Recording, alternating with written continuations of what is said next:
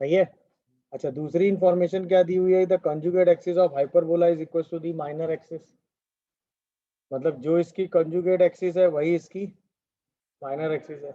इसका मतलब अगर ये लेंथ बी है और यहाँ पर इस लेंथ को हमने कैपिटल बी बोला है, तो स्मॉल बी किसके बराबर है, ये दूसरी इंफॉर्मेशन दी है। इन्हीं दोनों इंफॉर्मेशन को यूज करते हुए आपको क्या प्रूव करना है कि 1/E1 square plus 1/E2 square किसके बराबर है। क्वेश्चन समझे कि नहीं, बताओ जल्दी से। भाई आपने दोनों रेशियो निकाल लिए, इसका मतलब B/A/E1 इक्वल टू B/A/E2 होगा कि नहीं, अगर हम दोनों को डिवाइड करें। ये देखो सही लिखा है मैंने। इसका मतलब B square by A square into 1/E1 square equal to B square by A square into 1/E2 square होगा कि नहीं, हाँ या ना।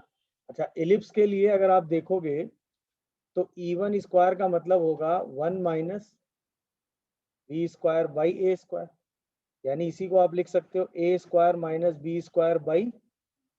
अच्छा, इसके लिए अगर आप देखोगे तो E2 स्क्वायर का मतलब क्या होगा, 1 plus B square by A square. ये समझ में आ रहा है जो लिख रहा हूँ, इसका मतलब इसी को आप क्या लिख सकते होगे, A square plus B square by A square, हाँ या ना।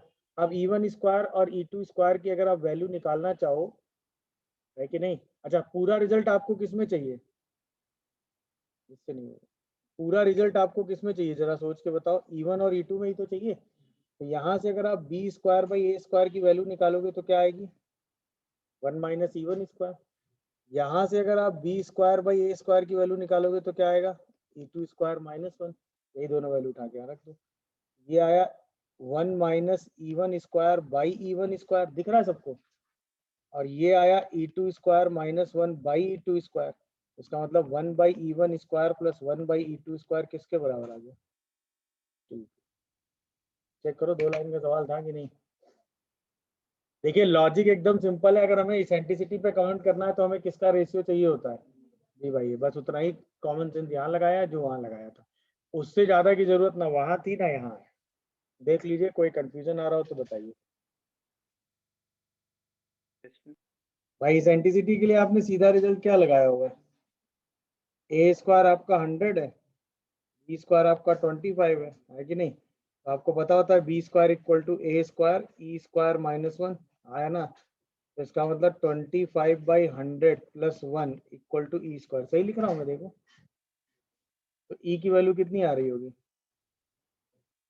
√5/2, यही दी हुई है।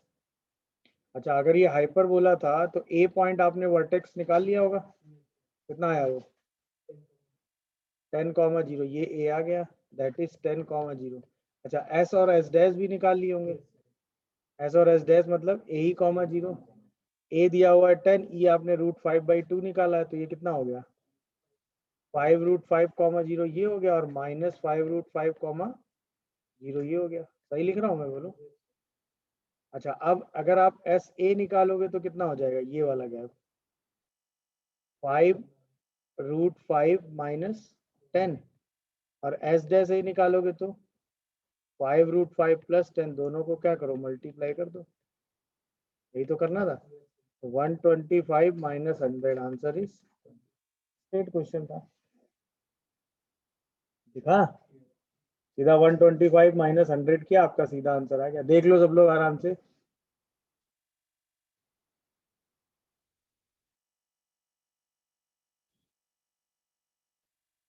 हो गया, समझ गए कि नहीं भाई।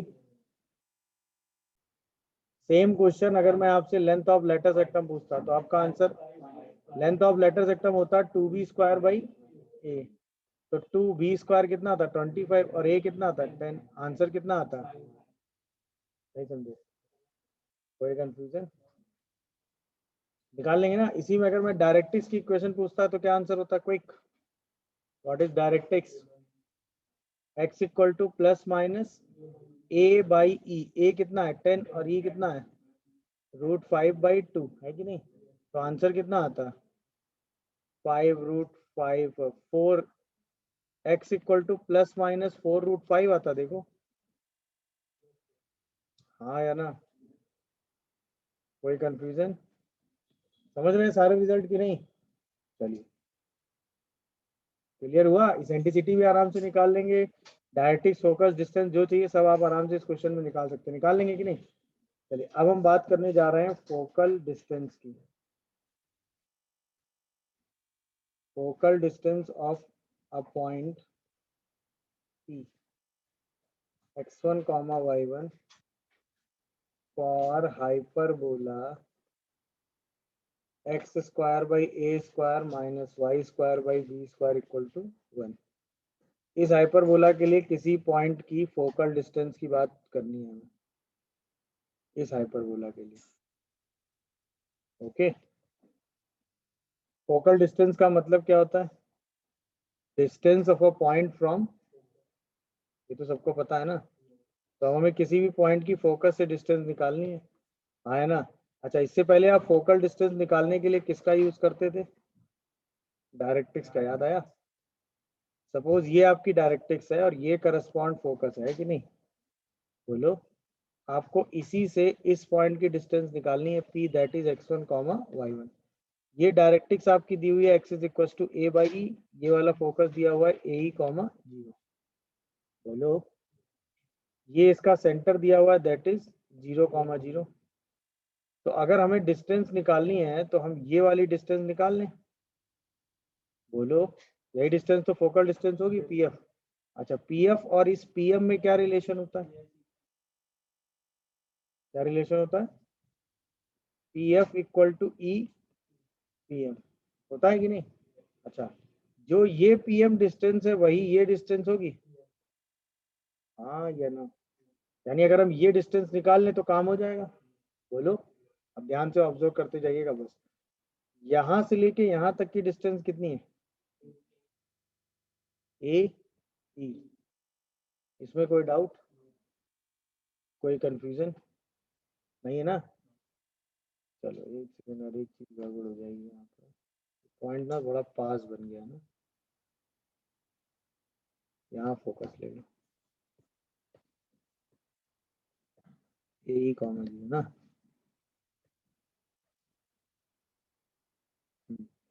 अब इस डिस्टेंस को यहाँ तक बढ़ाते हैं ना, यहाँ से लेके यहाँ तक की डिस्टेंस AE। ओके हो सब लोग इस बार? अच्छा, यहाँ से लेके अगर मैं यहाँ से ऑर्डिनेट ड्रॉप करूँ नीचे, ये तो यहाँ से लेके यहाँ तक की डिस्टेंस क्विक x1। बोलो, यहाँ से लेके यहाँ तक की डिस्टेंस क्या होगी? इस पॉइंट का कोऑर्डिनेट x1, y1 है ना, ये डिस्टेंस कितनी होगी? x1 होगी कि नहीं? यहाँ से लेके यहाँ तक की डिस्टेंस, अच्छा यहाँ से लेके यहाँ तक की डिस्टेंस होगी। अब हमें ये वाली डिस्टेंस चाहिए। कौन सी डिस्टेंस चाहिए? ये वाली, ये पूरी डिस्टेंस, इतनी डिस्टेंस, तो बची हुई डिस्टेंस, इसका मतलब PM डिस्टेंस किसके बराबर आ गई? x1 minus a by. तो जो पहला पॉइंट PF आया वो क्या आया? EX1 minus a। क्या आया भाई? EX1 minus a। कितने लोगों को ये बात समझ में आई? अच्छा, अब हमें क्या करना है? अभी हमें दूसरा वाला हाफ भी तो लेना है। बोलो, करस्पॉन्ड फोकस के करस्पॉन्ड क्या लेना है? डायरेक्ट्रिक्स लेनी है। हमने दूसरा वाला फोकस लिया F2, that is A minus AE, 0 ना, है कि नहीं? और ये वाली डिस्टेंस हो गई x is equal to minus a by E. अब हमें ये वाली डिस्टेंस निकालनी है यहाँ से लेके यहाँ तक, ये दैट इज PF2। तो अब PF2 में हम जो परपेंडिकुलर डालेंगे वो कहाँ डालेंगे? बोलो, अब की जो परपेंडिकुलर डालोगे यहीं तो डालोगे, इस पे। बोलो, M डैश। तो अगर मैं आपसे पूछूं PF डैश चाहिए आपको, ये PF1 हो गया ना, PF2 चाहिए आपको, तो वो EPM डैश होगा कि नहीं? PM डैश ये डिस्टेंस हुई, दिख रहा है सबको? यानी आपको अब ये वाली डिस्टेंस चाहिए, चाहिए कि नहीं? बोलो, ये पूरी डिस्टेंस अभी भी कितनी है, ये डिस्टेंस कितनी है, ये पूरी डिस्टेंस अब कितनी आ गई, कितने लोग इस बात से एग्री कर रहे हो? ये आ गई x1 plus A by E, मतलब ये आ गया ई x1 minus plus A, that is pf2। तो pf1 आ गया ई x1 माइनस ए, pf2 आ गया ई x1 प्लस ए। दिखा कि नहीं फोकल डिस्टेंस, बताओ बोलो। अच्छा अब इंपॉर्टेंट बात, pf1 माइनस pf2 करो जरा, या pf2 माइनस pf1 कर लो, pf2 माइनस pf1 कर लो, मॉड ले लो, दोनों में से किसी को भी किसी से माइनस। ये मॉड क्या 2a के बराबर आ रहा है, देख लो सब लोग, ये मॉड क्या 2a के बराबर आ रहा है? यस आ रहा है कि नहीं? अच्छा, अब ध्यान से बताना, f1 f2 जो है वो 2a ही होता है, बोलो 2a ही, और 2a में ग्रेटर क्या होगा, 2a ही क्यों ग्रेटर होगा, ई क्योंकि ग्रेड इसेंट्रिसिटी 1 से ग्रेटर है। ये सबको समझ में आ रहा है? यानी ये डिस्टेंस 2a से बड़ी होगी, होगी कि नहीं होगी?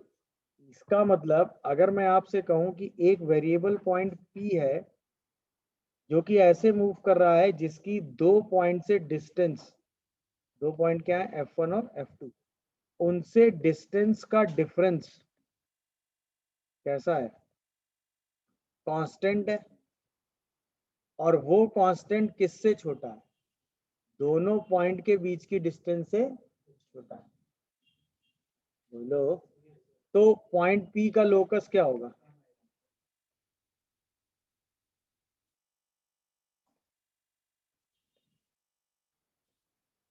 समझ रहे हो कि नहीं? और वो दोनों पॉइंट क्या होंगे,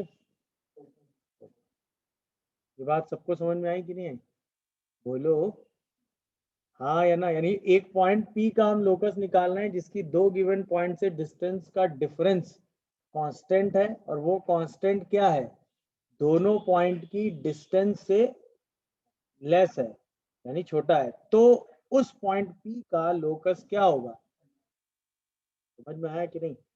इसका मतलब locus of point P such that distance of such that difference of distance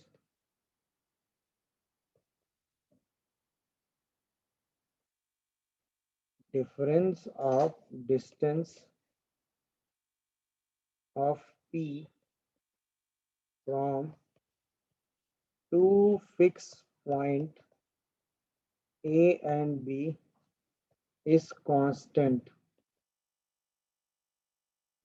सही है? और ये कांस्टेंट जो है वो क्या है, less than A B, comma is called hyperbola. A and B are the focus of this hyperbola, ठीक, एंड उसकी इसेंट्रिसिटी होती है क्या, f1 f2 मतलब A B by mod of P A minus, समझे, बोलो, मतलब P A minus P B का डिफरेंस जो है वो कांस्टेंट है, और वो कांस्टेंट ए बी से कैसा है, लेस। तो जो P का लोकस आएगा वो हमेशा क्या आएगा, हाइपरबोला। तो पूरी थ्योरी सबको समझ में आई कि नहीं आई? ए और बी उसके क्या होंगे उस केस में, फोकस, और उसकी इसेंट्रिसिटी क्या होगी, A B by P A minus P B. कौन सा बेटा, ये वाला, समझ रहे हो कि नहीं? लिख लो पहले, इसको लिख लो, ये लिख लिया पूरा। सर एक सेकंड भाई अगर क्वेश्चन की लैंग्वेज में देखो, इस स्टेटमेंट को पढ़ो, पहला वाला क्या लिखा है, ये एक पॉइंट है -4 कॉमा -2, उससे किसी पॉइंट x कॉमा वाई की डिस्टेंस ही तो लिखी है ये। अच्छा एक पॉइंट और लिया गया 4 कॉमा 2, उससे x कॉमा वाई की डिस्टेंस लिखी हुई है, तो अगर हम इसको ए और इसको बी कह दें और इस पॉइंट को पी कह दें तो ये लिखा हुआ है पी ए माइनस मॉड ले ली डिस्टेंस, मॉड ना भी लो कोई फर्क नहीं पड़ता, और यही डिफरेंस कितना दिया हुआ है, ए और बी के बीच की डिस्टेंस निकालो कितनी आ रही है, रूट अंडर 4 + 4 16, 8 और 8 और 8 16 64 सही है। अरे और फिर 2 और 2 4 4 16 रूट 80, रूट 80 मतलब 8 से तो ग्रेटर ही हो गया ना, तो इसका मतलब क्या हुआ, ए बी जो है वो 8 से ग्रेटर आ रहा है, इसका मतलब लोकस ऑफ पी क्या हो गया,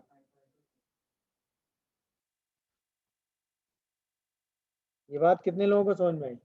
अच्छा उस हाइपरबोला की इसेंट्रिसिटी क्या हुई, A B by mod of P A minus P B, A B कितना हो गया रूट 80 और P A minus P B कितना हो गया 8, हुआ कि नहीं बता, तो इसेंट्रिसिटी कितनी आ गई, रूट 80 का मतलब हो गया 4√5 ना, ये √5/2 आ गया, देखो जरा ध्यान से, समझे कि नहीं, ये समझ में आया कि नहीं। अच्छा इसके फोकस क्या हो गए,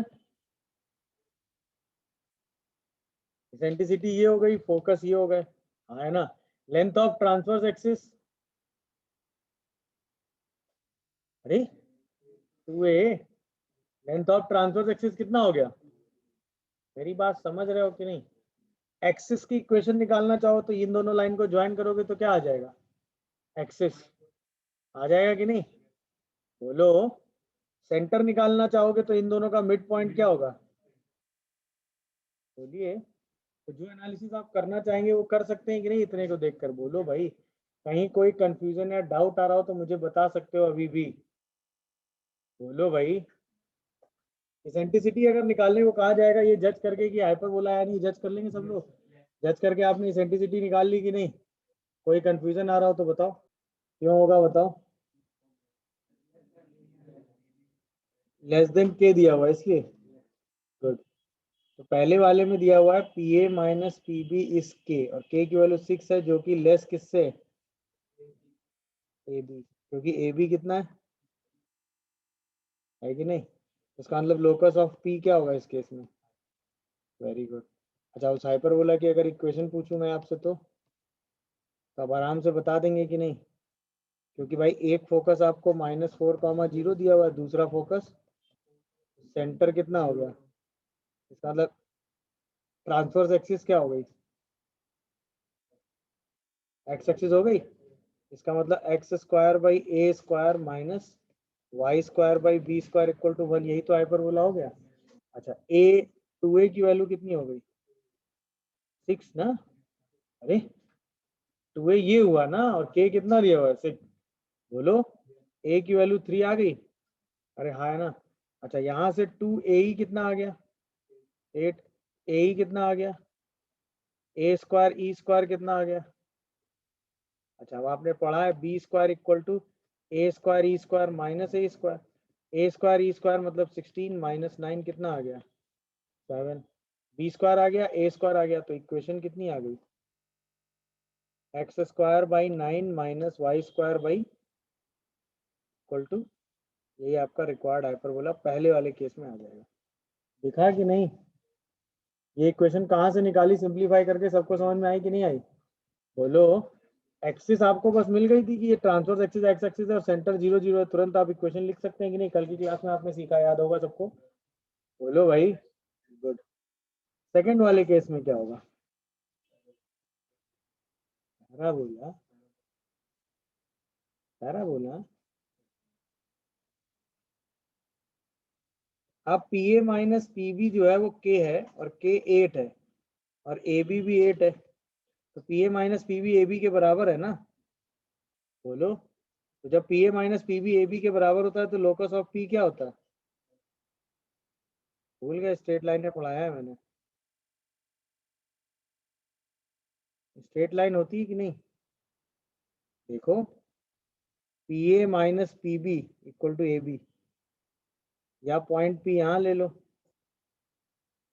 P A minus P B equal to A B, तो लोकस ऑफ पी इस केस में क्या आता है, straight line away from A and away from but not between A and B. नहीं आया समझ में? बोलो भाई। तो अगर ये लोकस क्या हो, लोकस ऑफ पी क्या होगा? बोलो। स्ट्रेट लाइन होगा कि नहीं? और स्पेसिफिक कहना चाहो तो रे कह दो, ज्यादा बेटर है।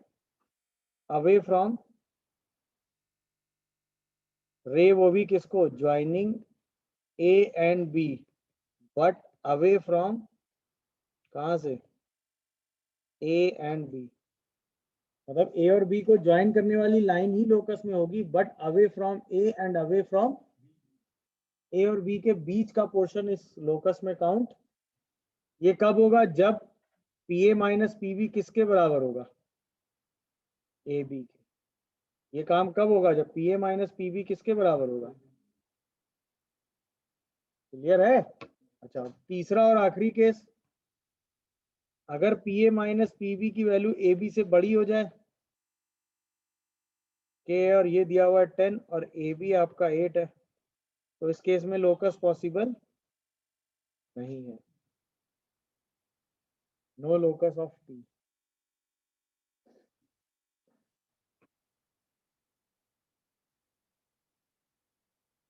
हो गया? तो हाइपरबोला कब होगा? जब वो ए बी से कम होगा। बोलो। यानी कि ओवरऑल जो आपने अभी थ्योरी पढ़ी है उसमें आपने 3 पॉइंट पढ़े हैं। हमने पढ़ा है क्या? Locus of point P. अब मैं पूरा ब्रीफ एक जगह लिख के कर दे रहा हूँ, वैसे स्ट्रेट लाइन में आपने पढ़ा है फिर भी बता दे रहा हूँ। Locus of point P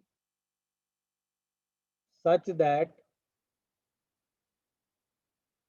P A minus P B is constant for given A and B. पहला, के की वैल्यू 0। दूसरा, के की वैल्यू ए बी से लेस हो, 0 से बड़ी हो। तीसरा, के की वैल्यू ए बी के बराबर हो। और चौथी पॉसिबिलिटी, के ए बी से बड़ा हो जाए। ठीक। तो अगर के की वैल्यू 0 है तो लोकस जो है वो एक स्ट्रेट लाइन आता है। तो लोकस क्या आता है? लोकस ऑफ पी जो है वो क्या होता है? Straight line. और वो भी कौन सी straight line? Perpendicular bisector of perpendicular bisector of A B. A B को ज्वाइन करने वाली लाइन का परपेंडिकुलर बाइसेक्टर। सोचो क्यों? अगर के 0 होगा तो पी ए किसके बराबर होगा? और अगर पी ए पी बी के बराबर होगा, ए और बी दो फिक्स पॉइंट हैं, तो पी ए पी बी के बराबर तभी होगा जब आप किस लाइन पर रहोगे? Perpendicular bisector of A B. अच्छा, के अगर 0 से बड़ा और ए बी से कम होगा तो लोकस ऑफ पी क्या आएगा? हाइपरबोला। इसके बारे में आप सारी इंफॉर्मेशन पढ़ ही चुके हो। अच्छा, ए बी के बराबर होगा तो लोकस ऑफ पी क्या होगा? Straight line. और वो भी स्ट्रेट लाइन कैसी होगी? रे, away from A and away from. बोलो। अच्छा, अगर के ए बी से बड़ा होगा तो कोई लोकस पॉसिबल। ये ध्यान रखिएगा, 4 टोटल केस पॉसिबल है डिफरेंस।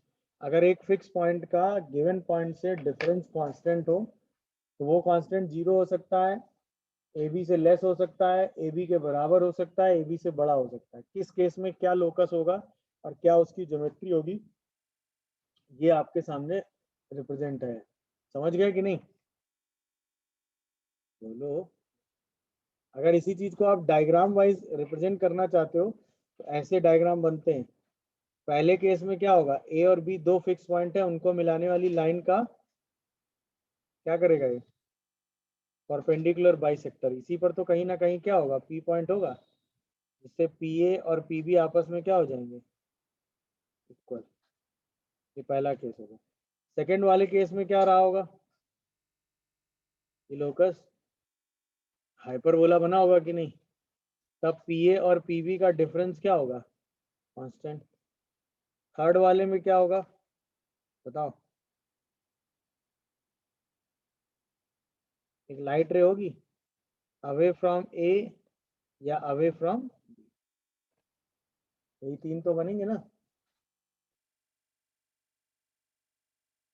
फर्स्ट सेकंड थर्ड तीनों के समझ में आ रहे हैं सबको कि नहीं आ रहे हैं बताओ।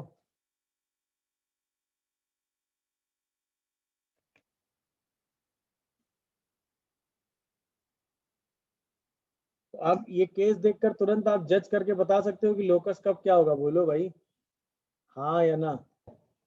S1 और S2 दो फिक्स सर्कल है, मतलब इनकी सारी इंफॉर्मेशन फिक्स है, सेंटर रेडियस सब। ऐसे एक वेरिएबल सर्कल है, ठीक है ना, और वो दोनों सर्कल को टच करता है, ठीक। तो आपको एस का सेंटर, एस के सेंटर का लोकस बताना है, क्वेश्चन पढ़ लिया। पहला केस जो उसमें लोकस डिस्कस करना है उसमें कंडीशन ये है कि S1 और S2 दो कैसे सर्कल है, डिसजॉइंट सर्कल।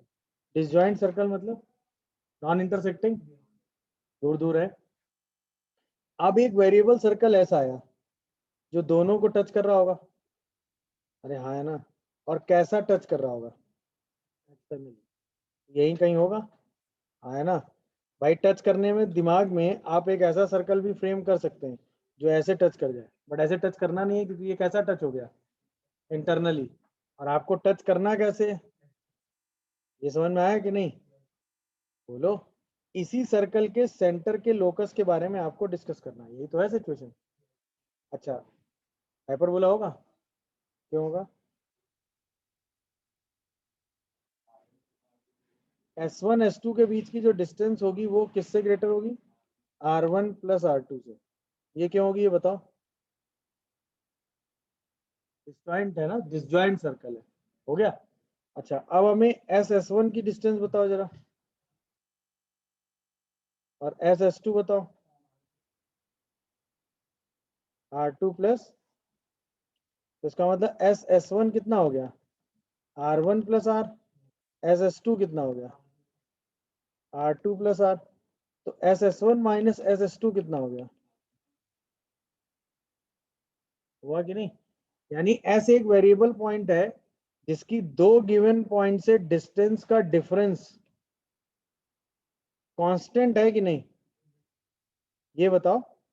अगर हम इसमें मॉड लगा दें तो ये डिफरेंस कैसा आ गया, आया कि नहीं कांस्टेंट, ये बताओ। अच्छा ये कांस्टेंट S1 S2 से क्या है, छोटा, अरे बोलो, ये कांस्टेंट S1 S2 से क्या है, क्यों छोटा है, क्योंकि S1 S2 तो R1 प्लस R2 से बड़ा है ना, तो S1 S2 R1 minus R2 से तो बड़ा।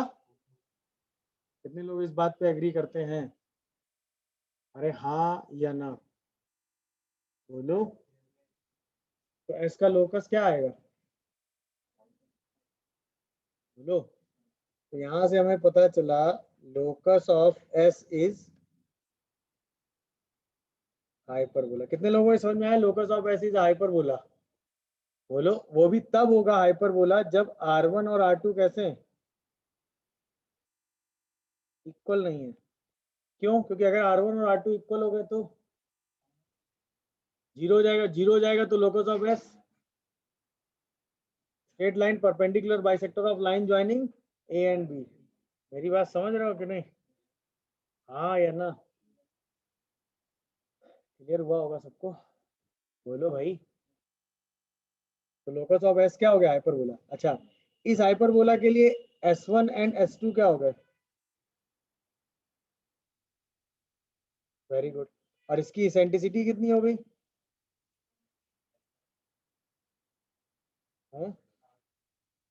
S1 S2 upon mod of ये ध्यान रखिएगा इतनी इंफॉर्मेशन, ये दोनों इंफॉर्मेशन एकदम लिंकअप में ध्यान रखिएगा, मेरी बात समझ रहे हो कि नहीं।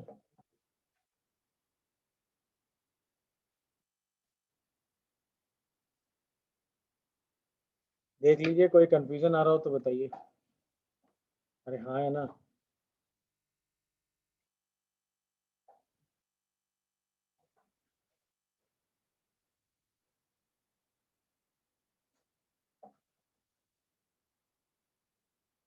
तो समझे कि नहीं भाई।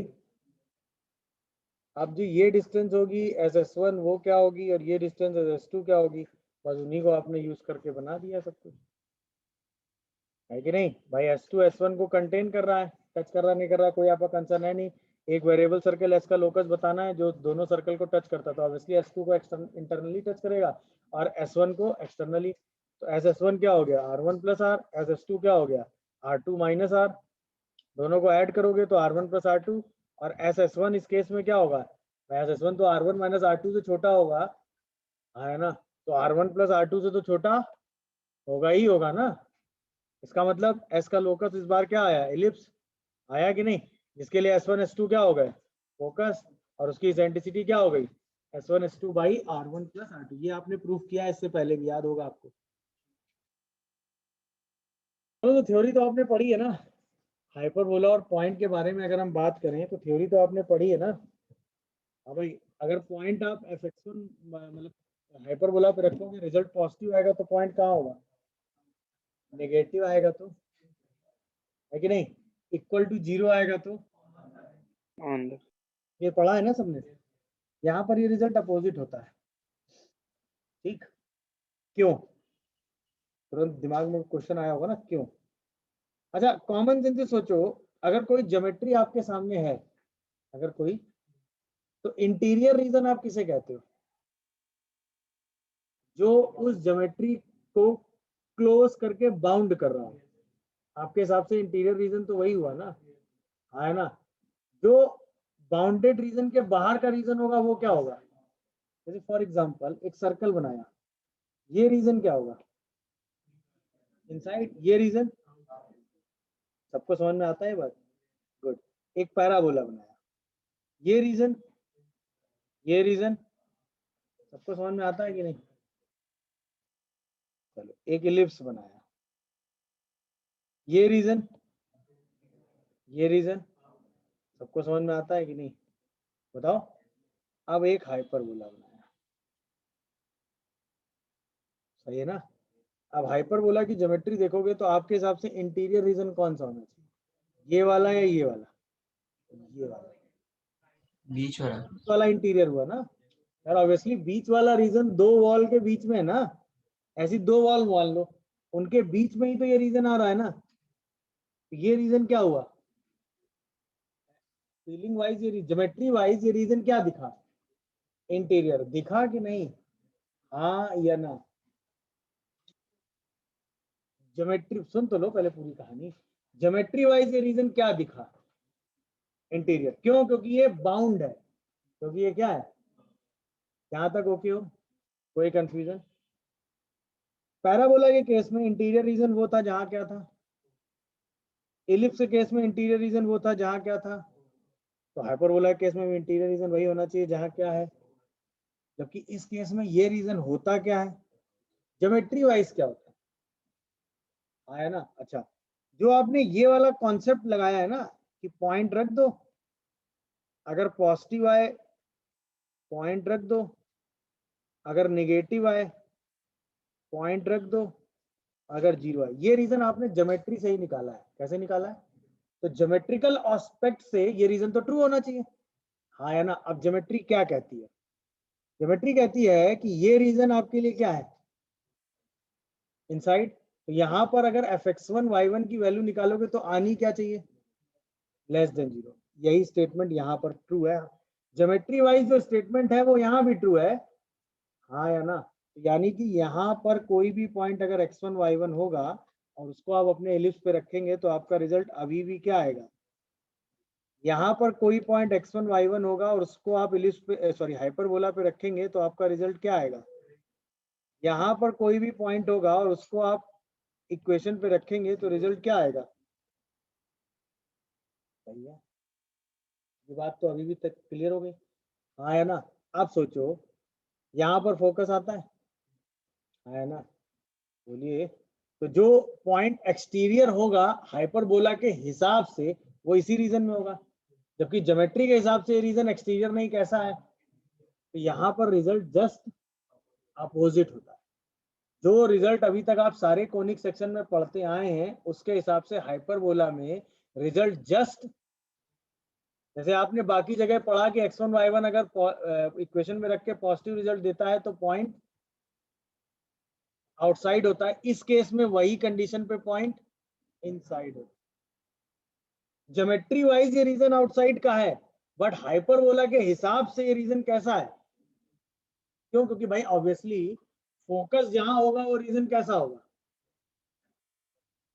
समझ रहे हो कि नहीं? अब ये समझ में आया? तो हाइपरबोला में रिजल्ट चेंज क्यों हो जाता है, ये बात क्लियर हुई? हाँ या ना? तो हाइपरबोला के हिसाब से अगर आपने पॉइंट रखा और वो पॉजिटिव आया तो पॉइंट कहाँ लाई करता है? पॉइंट लाई इनसाइड ये हाइपरबोला। ये बात सबको समझ में आ रही है? तो हमें सिर्फ ये ध्यान रखना है कि हाइपरबोला में रिजल्ट चेंज हो जाता है, समझ रहे हो कि नहीं? लेस देन 0 हुआ तो पॉइंट कहाँ लाई करता है? आउटसाइड। क्यों चेंज हो जाता है, इस बात की फीलिंग आई कि नहीं आई? क्यों? क्योंकि वो ज्योमेट्री वाइज इंटीरियर नहीं कैसा दिख रहा होता है? एक्सटीरियर। और अगर 0 है तब तो कोई दिक्कत नहीं, पॉइंट कहाँ लाई करता है? On the hyperbola.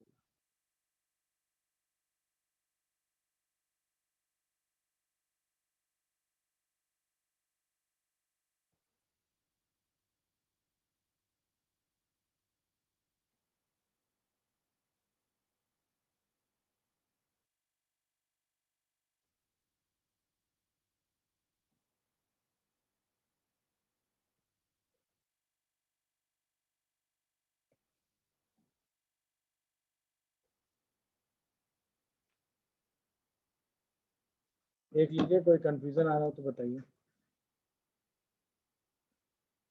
समझ गए सब लोग कि नहीं? हाँ है ना? तो कोई भी पॉइंट अगर आपको चेक करने को कहा जाएगा कि वो इनसाइड है या आउटसाइड, तो आप चेक कर लोगे कि नहीं? जस्ट रिवर्स, अगर इक्वेशन पे रखो हाइपरबोला की और पॉजिटिव आए तो पॉइंट, पॉजिटिव आए तो पॉइंट, नेगेटिव आए तो पॉइंट, आउटसाइड, 0 आए तो पॉइंट। ऑन द, के लिए ये रीजन कैसा हो गया? एक्सटीरियर ही हुआ, हाइपरबोला के हिसाब से एक्सटीरियर ही हुआ, बट ज्योमेट्री के हिसाब से कैसा दिखता है? बट हाइपरबोला पे देखोगे तो कैसा दिखेगा? हाइपरबोला के लिए यही रीजन क्या होगा, आप समझे?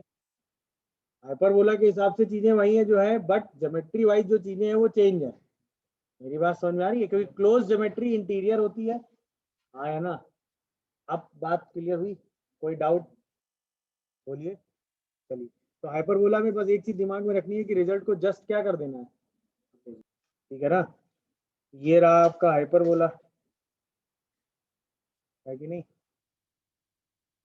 इसमें भी ऑक्सिलरी सर्कल बनाया गया था। ऑक्सिलरी सर्कल किसे कहते हैं, याद है ना? किसको डायमीटर लेकर?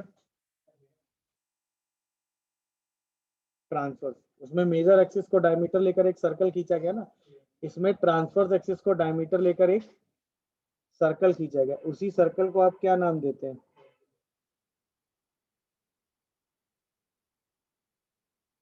तो ऑक्सिलरी सर्कल में अभी भी कोई चेंज, तो इसकी इक्वेशन क्या हो गई?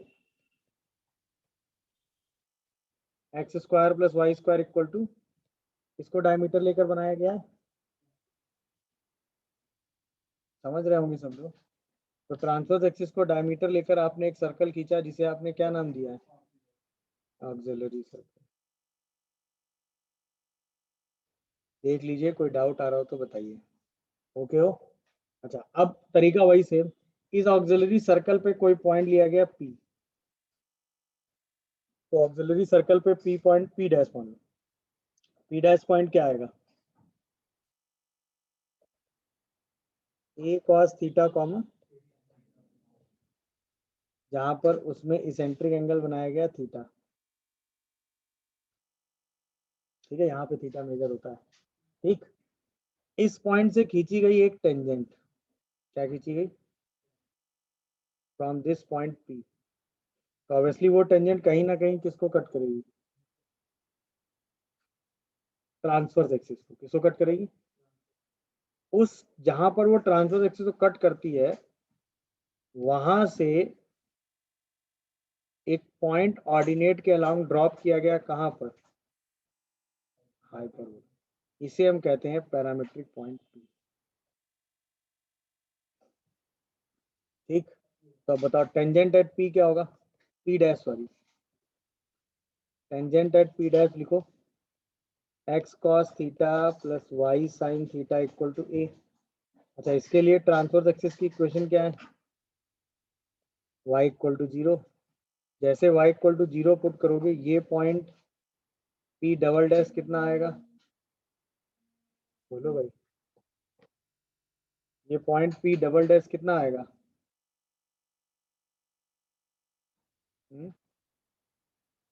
बताओ। a sec थीटा कॉमा, ये सबको समझ में आता है कि नहीं? अच्छा, इसी a sec थीटा को हमें कहाँ ड्रॉप करना है? तो हाइपरबोला है X square by A square minus Y square by B square equal to 1, और x की वैल्यू क्या है? a sec theta. सब्स्टिट्यूट करो जरा यार, तो sec square theta minus Y square by B square equal to 1, दिख रहा है सबको? इसका मतलब Y square by B square equal to sec square theta minus 1, मतलब तो क्या बन गया? tan square theta. समझ रहे हो कि नहीं? यानी वाई स्क्वायर किसके बराबर आ गया? बी स्क्वायर, तो वाई किसके बराबर आ गया?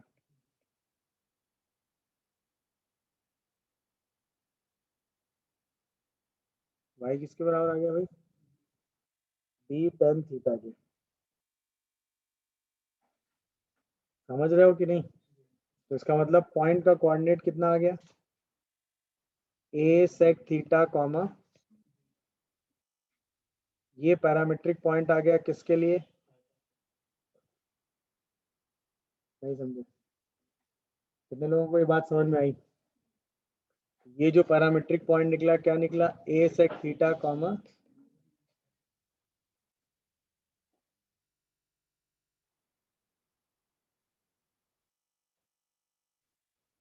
यहाँ पर थीटा एंगल इस पॉइंट के लिए यहाँ मेजर होता है, समझ रहे हो कि नहीं? ये इसेंट्रिक एंगल थीटा है, मतलब इस पॉइंट को ड्रॉप किया जाता है कहाँ पर? अगर इस ये पॉइंट आपको दिया हुआ है, इस पॉइंट को ड्रॉप करोगे कहाँ पर? ट्रांसवर्स एक्सिस ऑक्सिलरी सर्कल पे क्या खींचोगे, तब जो पॉइंट आएगा उसका जो एंगल बनेगा सेंटर से, उसे हम क्या कहते हैं? समझ रहे हो? तो इसेंट्रिक एंगल इस केस में क्या होता है, दिखा? इस केस में इसेंट्रिक एंगल क्या होता है, दिखा कि नहीं? कैसे पॉइंट मेजर हुआ है, समझ में आया? तो पैरामीट्रिक पॉइंट थीटा क्या लोगे? ए सेक थीटा कॉमा, किस हाइपरबोला के लिए? X square by A square minus Y square by B square equal to, समझ में आया? बोलो भाई। इसका मतलब X square by A square minus Y square by B square equal to 1 के लिए पैरामीट्रिक पॉइंट पी थीटा का मतलब आपसे क्या हो गया? Comma B tan theta. But अगर यही कॉन्जुगेट होता, -1 होता, तब यही पॉइंट क्या लेते आप?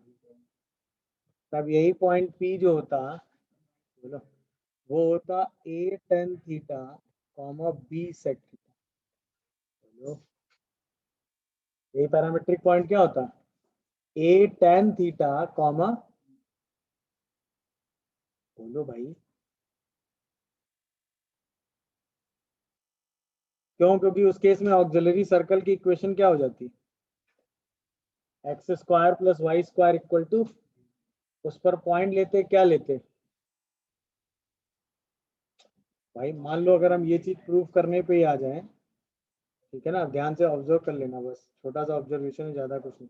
भाई ये होगा, ये ऑक्सिलरी सर्कल होगा, होगा कि नहीं होगा? अरे यार, ये ऑक्सिलरी सर्कल ऐसे कुछ बन रहा होगा, यहाँ पर आप कोई पॉइंट लेंगे क्या?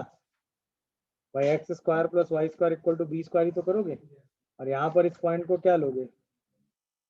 बी कॉस थीटा कॉमा, इस पर खींचोगे टेंजेंट, वो टेंजेंट क्या होगी? X cos theta plus Y sine theta equal to क्या होगी? इस पर किसकी वैल्यू 0 करोगे? एक्स की वैल्यू इस पर रख दो 0, दिख रहा है? नहीं, तो वाई कितना आएगा यहाँ से? अरे ये कॉस से आ जाएगा।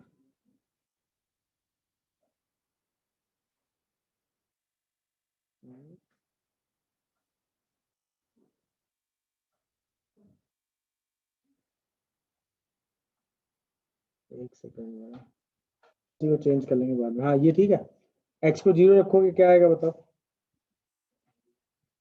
0 कॉमा बी यहाँ तक ओके चल रहा है।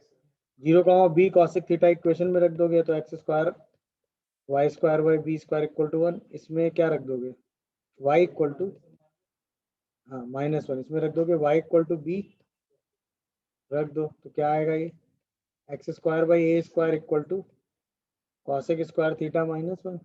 इसी को आप क्या कह देंगे, तो x की वैल्यू कितनी आ जाएगी, a कॉट थीटा। तो जो पॉइंट आपके हिसाब से दिखेगा वो क्या दिखेगा, a cot theta into B.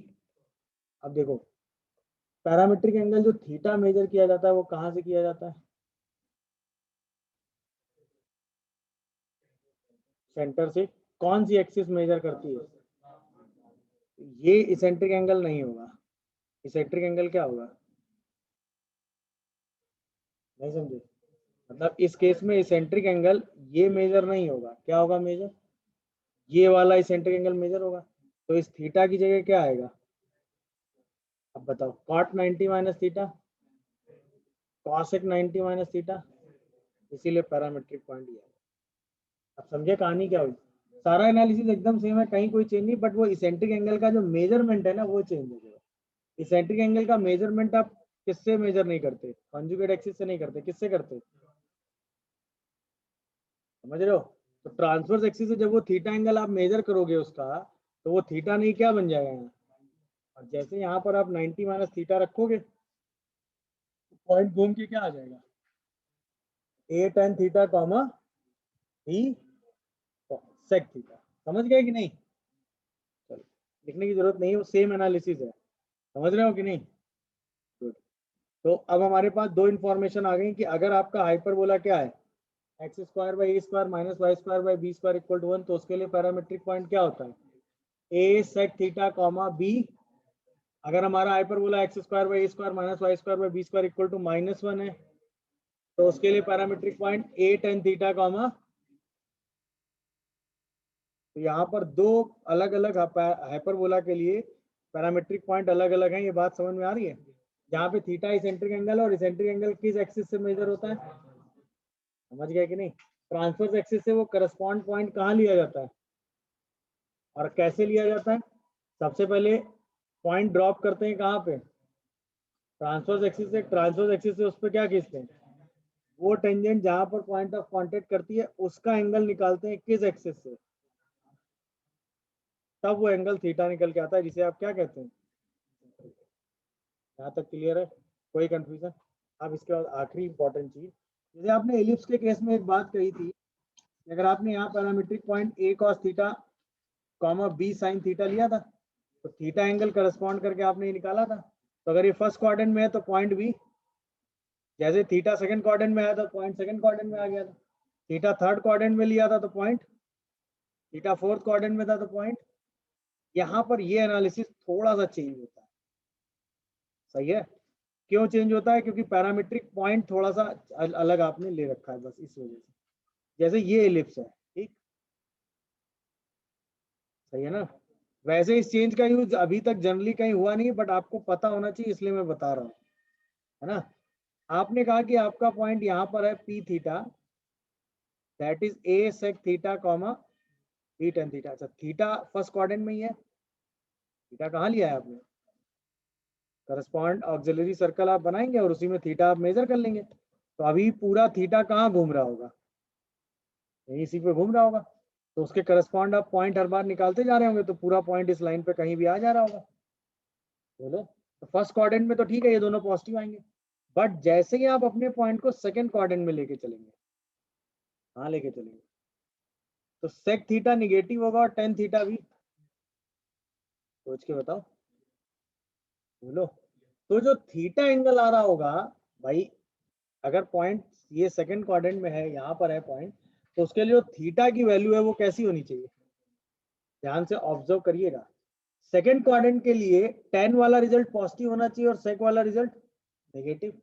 यार एक्स कोऑर्डिनेट नेगेटिव होना चाहिए और वाई कोऑर्डिनेट, तो जो थीटा एंगल होगा वो यहां मेजर होगा, सोचो। क्योंकि जब थीटा थर्ड क्वाड्रेंट में होगा तभी तो टेन थीटा क्या होगा और सेक थीटा क्या होगा, नहीं समझे मैंने क्या बोला है, बात समझे, हाँ या ना, बोलो।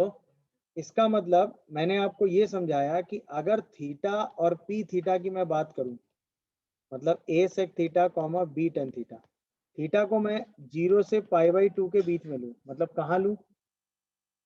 फर्स्ट क्वाड्रेंट में, तो पॉइंट भी कहाँ होगा?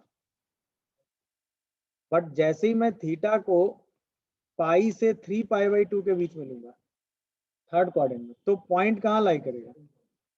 ये बात कितने लोगों को समझ में आई? मेरे हिसाब से सबको आई होगी। अच्छा, अब आगे बढ़ो। जैसे आप इस P पॉइंट को यहां पर मेजर कराएंगे, a sec theta comma b tan theta, अच्छा यहां पर ये दोनों कैसे होने चाहिए? क्योंकि पॉइंट किस क्वाड्रेंट में है? थर्ड, है ना? अच्छा, ये दोनों निगेटिव होने के लिए थीटा कहां से कहां लाई करना चाहिए? सोच के बताओ। जब थीटा π/2 से पाई होगा तो sec और tan दोनों, ये बात कितने लोगों को समझ में आ रही है? इसका मतलब जब हम इसेंट्रिक एंगल थीटा की वैल्यू π/2 से पाई लेंगे तो हमको पॉइंट कहाँ मिलेगा? Third quadrant. नहीं समझे? मतलब अगर आपका थीटा यहाँ है, अगर आपका थीटा यहाँ चल रहा है तो पॉइंट यहाँ नहीं आएगा, कहाँ आएगा? यहाँ। नहीं समझे? बोलो। जैसे ही थीटा फोर्थ क्वाड्रेंट में लोगे, तो फोर्थ क्वाड्रेंट में जैसे ही आप थीटा पहुंचाओगे तो a sec थीटा पॉजिटिव होना चाहिए, वो है। b tan थीटा निगेटिव होना चाहिए, और वो फोर्थ क्वाड्रेंट वाला पॉइंट कहाँ होगा? आप समझ में है? तो कौन से दो क्वाड्रेंट के पॉइंट आपस में चेंज हो रहे हैं? क्यों हो रहे हैं? बात क्लियर हो रही है? बोलो भाई, क्यों हो रहे हैं? ये बात सबको क्लियर हो रही है कि नहीं? है? नहीं क्लियर हुई? अगर आप थीटा यहाँ लेते हो, यानी थीटा की वैल्यू किसके बीच में है? π/2 से पाई, sec और tan कैसे होंगे? अगर थीटा π/2 से पाई के बीच में है, sec और tan दोनों, तो पॉइंट यहाँ लाई करेगा या यहाँ लाई करेगा? कहाँ लाई करेगा? तो अगर इसेंट्रिक एंगल थीटा की वैल्यू π/2 से पाई के बीच में है, तो उसके करस्पॉन्ड जो पॉइंट आप निकालोगे वो सेकंड क्वाड्रेंट में नहीं निकालोगे, कहाँ निकालोगे? भाई आप पॉइंट कैसे मेजर करते हो? यहाँ पर कोई करस्पॉन्ड पॉइंट लेते हो, उससे एक टेंजेंट डालते हो, है ना? उस टेंजेंट का करस्पॉन्ड पॉइंट कहाँ सर्च करते हो? हाइपरबोला पे। तो आप जब सेकंड क्वाड्रेंट में थीटा लोगे तो पॉइंट ऊपर नहीं, कहाँ लोगे? क्यों नीचे लोगे? ये बात समझ में आई? हाँ या ना? जब आप थीटा की वैल्यू पाई से 3π/2 लोगे, है ना, तो tan पॉजिटिव और sec निगेटिव हो जाएगा। अब जो करस्पॉन्ड पॉइंट लोगे वो थर्ड क्वाड्रेंट में नहीं, कहाँ लोगे? फर्स्ट और फोर्थ में कोई प्रॉब्लम, सेकंड और थर्ड के थीटा की वजह से पॉइंट आपस में, इलिप्स में ऐसा कुछ नहीं होता ना। इलिप्स में ऐसा, क्योंकि जैसे जैसे थीटा चल रहा होता है वैसे वैसे कॉस और साइन चल रहे होते हैं, तो उसके हिसाब से कहीं कोई दिक्कत नहीं है। बट इसमें पैरामीट्रिक, क्योंकि देखो इलिप्स में भी पैरामीट्रिक पॉइंट से इसेंट्रिक एंगल मेजर कहाँ करते हैं? ऑक्सिलरी सर्कल पे। इसमें भी इसेंट्रिक एंगल मेजर कहाँ करते हैं? ऑक्सिलरी सर्कल पे। मेजरमेंट का तरीका क्या है मैंने आपको बताया। तो किस सिचुएशन में इसेंट्रिक एंगल कहाँ मेजर होगा ये जानना जरूरी है कि नहीं? हाँ या ना? अगर पॉइंट का कोऑर्डिनेट -3, -4 दिया है, अगर पॉइंट का कोऑर्डिनेट सपोज -3, -4 दिया है, तो पॉइंट किस कोऑर्डिनेट में? थर्ड। तो उसके लिए जो इसेंट्रिक एंगल की वैल्यू आएगी वो π/2 से पाई के बीच में आएगी। मेरी बात समझे? हाँ है ना? अगर आपका पॉइंट -3, 2 दिया हुआ है सेकंड क्वाड्रेंट, तो उसके लिए जो इसेंट्रिक एंगल की वैल्यू आएगी वो पाई से 3π/2 के बीच में आएगी। आप समझे कहानी क्या हुई? हाँ या ना? कोई कंफ्यूजन, कोई डाउट? बोलो भाई, ये चीज थी इस थ्योरी में। क्लियर है? तो इसेंट्रिक एंगल समझ गए, पैरामेट्रिक पॉइंट समझ गए। अब हाइपरबोला के केस में आपको कोई भी पॉइंट लेना हो तो आप क्या लेंगे? a sec theta comma conjugate hyperbola में। क्लियर है? हाँ है ना? पॉइंट अगर आपको जज करना हो कि इंटीरियर है एक्सटीरियर, तो जस्ट इसमें रिजल्ट कैसे हो जाएंगे? अगर पॉइंट पॉजिटिव रिजल्ट दे रहा है तो इस बार पॉइंट आउटसाइड नहीं, कहाँ होगा? इनसाइड मतलब यही वाला रीजन ये। अगर नेगेटिव रिजल्ट दे रहा है तो पॉइंट, हाँ या ना। कोई कंफ्यूजन, कोई डाउट इस पूरी थ्योरी में कहीं भी आ रही हो तो आप मुझे अभी बता सकते हैं, बोलो। चलिए इसके आगे नेक्स्ट क्लास में कंटिन्यू करेंगे हम लोग।